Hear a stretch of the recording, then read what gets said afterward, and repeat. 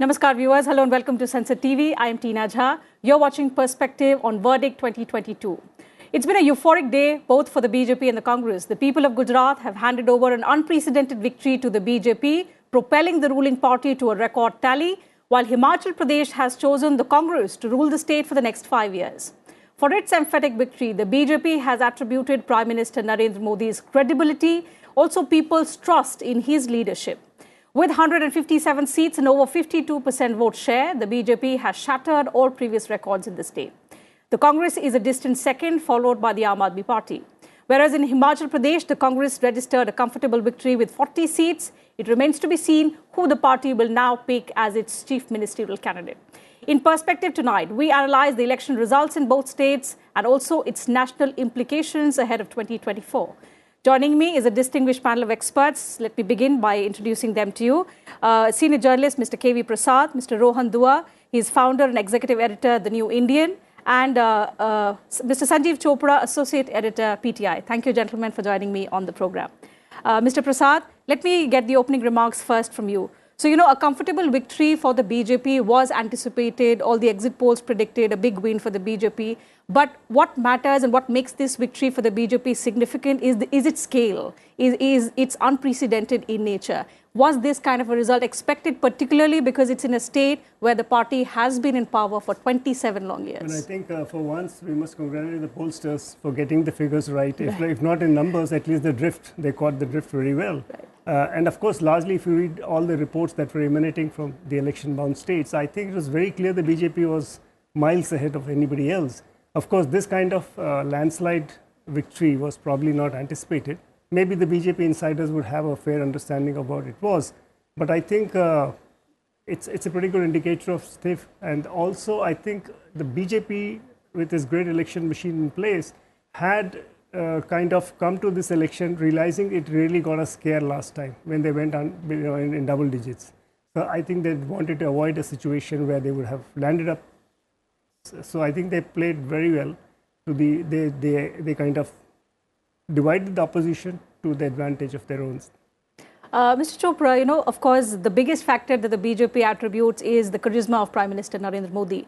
Beyond that, what are the other factors that you think has helped the BJP continue with its uninterrupted run since 1998?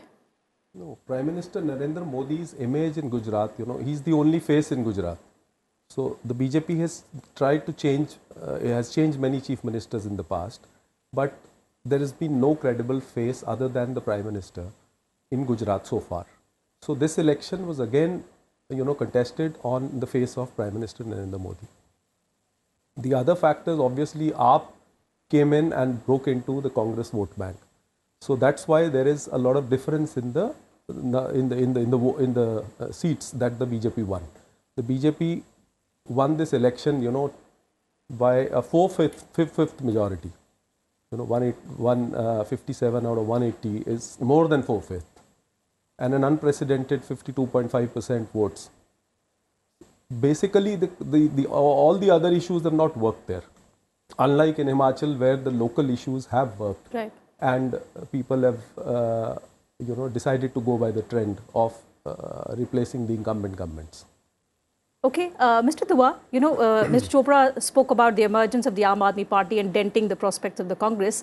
How logical is the Congress's argument again that had the AAP not eaten into opposition space, it could have been a formidable opposition and challenged the BJP? Because if you look at the vote share, the BJP is way ahead of the combined vote share of both the AAP and the Congress. No, I think, Tina, we need to give credit to Aam Aadmi Party. Let's try and understand that even in 2014, when Arvind Kejriwal had just begun to form a government in Delhi, by no rhyme or reason we can expect a party of that stature to make overtures in Punjab and Bhagwant Mann, the incumbent chief minister, then winning as the Lok Sabha MP. So I fail to understand the Congress's frequent charges on AAP that it is team B of BJP. It has to have its own identity. After all, the gestation period which AAP had for almost 9 or 10 years, now 2013 they began after the Hazare movement. They have on their own settled the debate for once and all that they can form the government outside Delhi as well. For that they don't need the BJP support. BJP did not have any support in Punjab at all. they had to depend on a man like Captain Amrinder, Gajendra Shekhawat, and other strong Sikh leaders, turban Sikh leaders, to sort of set up the foundation for this election as well in Punjab earlier this year. So I do not sort of buy this argument at all, one wee bit, that either Aam Aadmi Party has eaten into the vote bank of Congress and thereby giving BJP a landslide victory in this case. BJP has got a landslide victory not because of Aam Aadmi Party. BJP has got the victory because of the fact that the Patidar movement, which was the focus area, the thrust area of 2017, it fizzled out because after all the man who was at the forefront of the helm of it, he went on to join BJP, Hardik Patel, and he won handsomely as well. Second point we must also not forget is that this election, the three young leaders, apart from Hardik Patel, Alpesh Thakur, or for that matter, couple of others, one of them also joined BJP as well. So the entire youth was disbanded. And let's agree for once and all that after all, Prime Minister's charisma works. Now he is the Prime Minister of the country, and he not only opened a slew of projects in Himachal Pradesh, UP, opening a fertilizer factory, 32-year-old shirt factory in Gorakhpur, and then coming to Gujarat, ensuring that Somnath gets its due share, ensuring that the milk industry. Let me also tell you here that if Amit Shah was the cooperative minister in BJP government under Prime Minister Modi in Gujarat, Prime Minister was so far-sighted that he ensured that the gentleman who brought the revenue in the market of the cooperatives in Gujarat, he gave him the same portfolio even after becoming the Home Minister. Imagine the kind of burden that he has as a Home Minister, but Prime Minister entrusted him with that responsibility. And you're right. These are two aspects that the Prime Minister also mentioned in his victory speech that he delivered just a while ago. We'll come to that aspect in just a bit, but also joining us is a spokesperson of the Congress Party, Dolly Sharma. Ms. Sharma, congratulations first on winning Himachal Pradesh. Help us and our viewers understand what particularly do you think have been the factors that have helped your party wrest control from the BJP, preventing it from bucking the trend of having alternate governments? Please unmute yourself, Ms. Sharma. Yeah, thank you, ma'am. Can you hear me? Yes, go ahead. Yeah, thank you so much. And I would also like to thank here the people of Himachal Pradesh who've trusted the guarantees of Congress. That we spoke about the people of Himachal. We raised the issues actually that matters for the people of Himachal Pradesh, whether it is OPS, whether it is the problem of the farmers of Himachal Pradesh, बागबान जिन्हें वहाँ पे कहते हैं, सेब जो उगाते हैं, चाहे वहाँ जो बेरोजगारी और महंगाई का प्रॉब्लम हो, every possible issue we raised the power from BJP in Himachal Pradesh. Himachal Pradesh is the state of BJP's national president JP Nadda ji. Also Anurag Thakur ji belongs from Himachal Pradesh. Himachal, where Prime Minister Modi went, did so many rallies and quoted कि मुझे देखकर मेरे चेहरे को देकर vote दीजिए और कुछ मत सोचिए. वो सारी चीजें होने के बाद भी people of Himachal Pradesh trusted the guarantees that Congress put in front of them. We respected the verdict that we have seen the people of Gujarat has given. We will also introspect. We will also check what changes we need to make. We will work hard and we will show the results in 2024 for sure. And I would again like to thank the people of Gujarat also, because the voice of the people in the democracy is the voice of God. So right. Fair enough, Ms. Sharma. The fact that you mentioned a host of local issues that helped you win in Himachal, what went wrong in Gujarat? Did your party go wrong with picking up the issues in Gujarat? Or do you think there was poor campaigning? Perhaps the leadership did not prioritize Gujarat as much? No, nothing of that sort, madam. We worked hard. We raised the issue of people of Gujarat also, whether it is Morbi, whether it is, the issue of drugs, whether it is illegal supply of liquor, whether it is unemployment, whether it is महंगाई, everything we raised. I think the only phase that Gujarat is having is Prime Minister Modi. They played emotional card on every front. They did not show the work that they have done. you must have seen what was done in Morbi, the bridge collapse. Even after that, BJP tried to, BJP tried to help the company, to help in hiding the company that was basically behind the Morbi issue. They changed their chief minister, they changed all the ministers, and immediately reshuffled the entire cabinet of BJP. But the fact that even the change in chief ministers helped the BJP win. Let me take that point that you have made, Mr. Prasad. The fact that that Ms. Sharma points out that it was an emotional connect that the voters of Gujarat had with Prime Minister. But it doesn't reflect in the results in a manner that the BJP has won seats that it never won before. There are particularly 8 constituencies that the BJP had never won. 6 of them are with the BJP today. The BJP for the first time ever has also won the constituency of Jagara, which is a tribal-dominated constituency. So do you think only the emotional aspect that the Prime Minister is the son of the soil resonated with the voters? See, in the beginning, it is how you strategize and take forward your battle plan, right? Prime Minister was the main person, we all know, because he was the chief minister of the state, and he actually, in one of his campaigns, he said, we have built this Gujarat. So kind of telling up people, like, we own it up. And that the fact remains that Gujarati Asmita, the pride of Gujarat, that always was a factor that was played throughout the campaign. Then you come to other area, which you mentioned in particular. You see, the tribal, this is where the Congress lost out. They lost their support base of tribals and rurals, which they thought was always with them. Yeah. Something which they benefited, I think, last time around 2017, they got some 27-30 seats in that areas. Now that was a voter base which shifted. Is it for, there are reasons for it. And one, of course, I think they must also felt a matter of pride that today the country's president comes from the fact. So this is all BJP's positive moves. The government made, I mean, everything is well, in the sense you look at the area in which Congress was supposed to be strong in rural areas, right? But the votes didn't add up. It was supposed to be good in tribal areas. The votes don't add up. So, Mr. Chopra, these are aspects that worked for the BJP in Gujarat. What didn't work for the BJP in Himachal? And I think most importantly, a lot of analysts have said it's the promise that the Congress made of restoring the old pension scheme. Now, of course, it resonated well with the voters, and we've seen that reflecting in the results. But if I want to ask you about the sustainability of this promise, fiscally, could it be damaging? Certainly, Himachal is already under a lot of debt. And this has been an important issue. This has been raked up by the BJP during this election. However, it was anti-incumbency which played an important role. Mm-hmm. These two factors. Besides that, there was another factor of giving 1,500 rupees to every adult woman in the state. This also resonated amongst the women.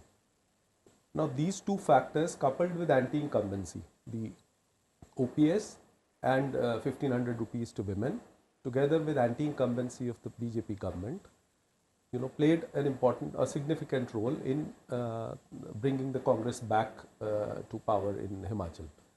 Besides, there were also a number of rebels. Now BJP had around 21 rebels in fray. Some of them were not as, didn't do as well, but they did play an important role. While Congress had lesser number, almost half of them.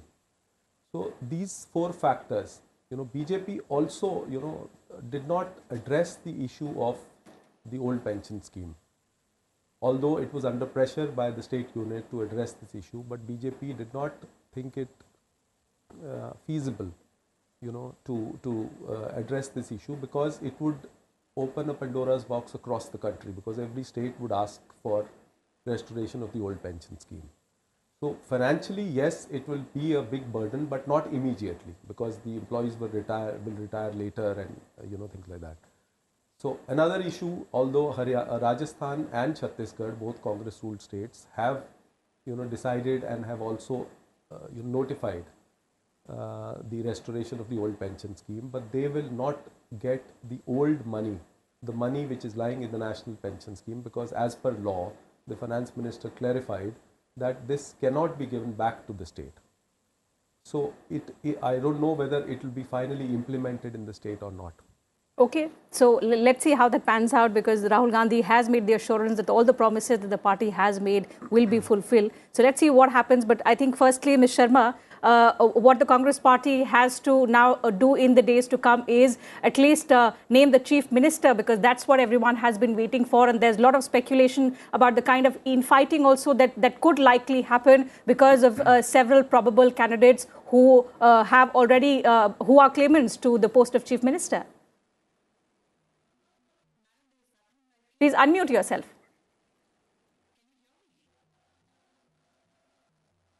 Can you hear me, ma'am? Yes, yes. Yeah, I'm saying that there's nothing like it. All the MLAs will decide. Also, the party leadership will sit with them and decide whatever will be the final decision. Will be the chief minister will be, you'll see the face accordingly. And I don't think there is any, such thing. Whatever you are saying, there's any such thing happening in Congress. Okay, then who will be the chief minister, if I may ask? This is what I said. Let the party decide. Let the MLAs decide, and we'll come to a conclusion and let you know. Okay, I think the next few days are going to be quite interesting for all of us journalists to keep a watch on what happens really in the Congress, because at least what reports indicate, there are 3 claimants to the post of chief minister. Who does the Congress leadership actually decide to go ahead with is something that we'll all have to wait and watch. Mr. Dua, coming back to the rise and emergence of the Aam Aadmi Party. So in Gujarat, even though they may have been restricted to a single-digit number, the fact that their vote share has touched double digits, how concerning is it for the Congress party, also for the BJP in the times to come? Well, I mean, to be honest, I don't think so. It's as much of a problem at the moment for the BJP. BJP is not on a sticky wicket in Congress for the last 27 years. Whether it is post-Godhra or post-Bhoj or so on, BJP has only consolidated its tally election after election. Only that the last election it was a bit difficult, because after all, when a young revolution erupts in any state, whether it is against the ruling stalwarts or against any policy, then of course there are some hiccups. It so happened in Punjab as well at one stage when Aam Aadmi, why I'm citing Punjab's instances, because Aam Aadmi Party's birth was also because of the reason that it was a dynasty politics of Akali Dal which became a bottleneck for its continuation in Punjab. So Bir Badal, Manpreet Badal, Harsimrat Badal, Prakash Badal, all from the one family, just like we have had Gandhi's examples in various parts of the country. A lot of your reporters were on the ground, because, a lot of local journalists I spoke to did say that in Gujarat, the BJP has been in power for decades. So maybe the people want a change, but they cannot look beyond Prime Minister Modi. Perhaps he is the biggest factor who holds them together and in favor of the BJP. In the times to come, because the BJP has been relying too much on Prime Minister Modi, after him, do the prospects look brighter for the Aam Aadmi Party? Well, I mean, I still won't give even any advantage to the Aam Aadmi Party. They certainly will emerge as a principal opposition in next decade or so.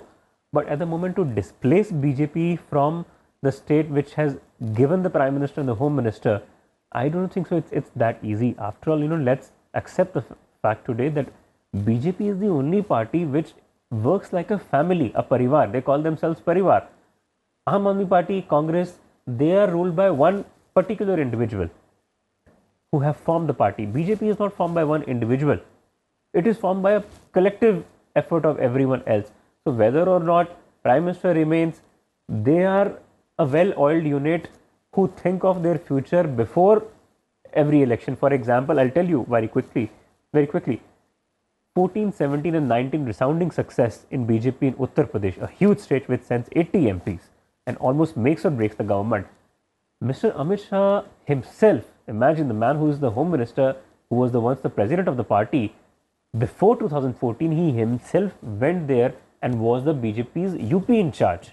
The man worked on the ground himself. I mean, the powerful Home Minister of Gujarat and also of the country at the moment, he worked on the ground as the UP's poll in charge and the UP in charge. He ensured steadfastly by picking up his particular aide and the man who would play the lead role in forming the future BJP's unit in UP, that is Sunil Bansal. Now, the same man, Sunil Bansal, has been rewarded and given a dominant position in Delhi. So they do not work like Aam Aadmi Party or Congress, that where there is only a one-man show who rules a particular decision making. The decision making is done here by the collective unit. Clearly, so the critics may be saying that, you know, BJP has brought about this politics of personality cult and accusing the Prime Minister of doing so. But I think this cult that he has made has been through hard work. Even now in only Gujarat, by dint of hard work. Only by dint of hard work. Let me tell you, I mean, even today, when you saw the pictures, I was present at the BJP headquarters a while back before coming to the studio. And let me tell you, the moment he got alighted out of the car, the SUV which brought him, he was hogged by the BJP leaders who were waiting to accost him, greet him and tell him that it is because of him only that they have won the Gujarat election. After all, this man at the age of 72, the Prime Minister of the country, is making so many visits. No other leader today has made so many visits to the state in the last 15-20 days. If I could ask you, Mr. Prasad, about his grand victory speech. So after this emphatic victory, the tone and tenure of the Prime Minister still was quite modest. He was quite humble, and he did thank Karyakartas of both the Gujarat as well as Himachal Pradesh. But if you could pinpoint some of the big message that he has spoken about, not just in terms of what happened in Gujarat and Himachal, but also a vision for the times to come, particularly with the target on 2024? Well, you see, he's the Prime Minister of this country. And even though he may be speaking at the party from a party pulpit and in the backdrop of a stupendous victory in Gujarat, so he knows that when he's speaking, everybody is listening, not necessarily only party workers. The party workers were there in the compound, but the speech going public over various channels, everybody is hearing him. Right. So obviously there's a larger message, while the message is intrinsically meant for the party and the workers who worked hard to be where they are today. And that cannot be discounted at any point of time. While that having been said, there is a larger message of talk of the governance, because that's what is going to carry the party in 2024. And that's what they have been talking of, whether it was Gujarat, whether it was Himachal, Sushashan as the BJP's catchword from the beginning. So that's what the whole thing is all about. So after all, they are trying to bring a different politics where they say performance delivers, and that in turn would. And that's why their strike rate since 2014 has been, incredible. Mr. Chopra, I'll take one last question from you on the national implications of today's results. The fact that every party has a reason to cheer. For the Aam Aadmi Party, they're now on way to become a national party. The Congress has got Himachal, the BJP, a stupendous victory in Gujarat. National implications ahead of 2024. The opposition is still a divided lot. Everyone is, the regional leaders are trying to, hog the limelight. The Congress is being attempted to be dethroned as the principal opposition by the AAP. It's a long way to go for all the opposition leaders, because the BJP has even emerged stronger. Himachal being the only exception that they've lost this time. Otherwise, all elections in the past have been won by the BJP. And that perhaps could be a huge morale booster for the Congress party as well going into 2024. So time allows me to take up only that much on the discussion today. Thank you, gentlemen, and Ms. Sharma for joining us on the program today, sharing your thoughts with us and our viewers. And to you viewers, thank you very much for your time.